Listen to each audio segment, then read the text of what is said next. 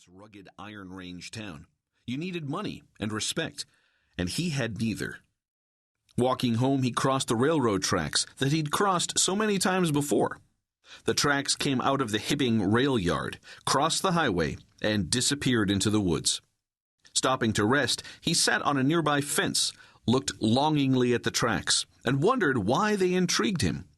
Perhaps it was the mystery of where they went as they disappeared into the woods.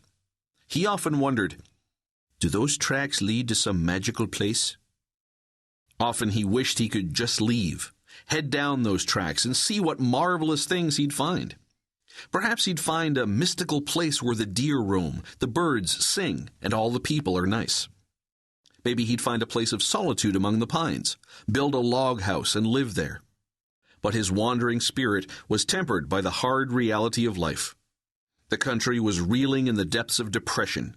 Jobs and money were hard to come by, and he felt fortunate just to have a roof over his head and food on the table.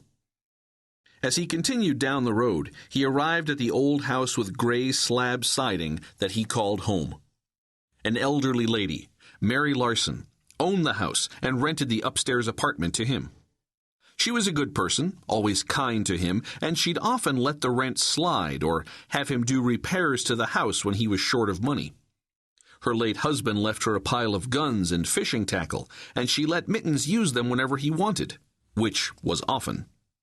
He had a knack for shooting, but a hard time outwitting game. He was also unlucky at fishing, but every once in a while he'd bag a couple of rabbits or catch a few fish. When he did, he'd proudly hand them to Mrs. Larson, who was a great cook, and part of the reason why he was overweight.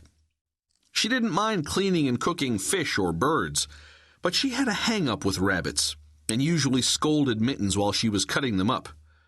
"How can you shoot something that's this cute?" "Hey, I'm a hunter, and that's food," he'd reply. Climbing the long set of stairs that led to his apartment, he could hear familiar barking. It was his dog, Millie, who was always anxious to greet him. Millie was part border collie and part terrier, with a pinch of Labrador thrown in. He found her a few years ago, abandoned as a pup. The previous owner apparently didn't want a mixed-breed dog and dumped her. Mittens didn't want her either, but when she looked up at him with her soft brown eyes, he melted and took her home. As he opened the door, she leapt up and licked his face. "Well, old girl, you've been cooped up all day long. Let's go outside." Soon they were on the lawn, doing their daily routine. Millie, with her little bit of Labrador blood, loved to retrieve, and each day Mittens spent a half-hour tossing an old ragged baseball across the lawn for her to fetch. Playing ball with Millie, along with his hunting and fishing, kept his mind off the hard Scrabble life he led, and the indignity of Fred and the hardware store. The next morning, he said his usual goodbye to the dog and headed for work. When he arrived at the hardware store, Fred was in another bad mood. "Take this box of nails over to the Kerrigan place. They need them right away." "That's a 1.5 mile walk," said Mittens. "It'll take me most of the morning." "Then you better get going instead of standing around here." Grabbing the 50-pound box of nails, he headed out the door.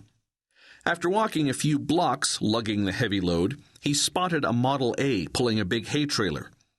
He thought, "If I wait until he goes by, I can hitch a ride on the back and he won't see me."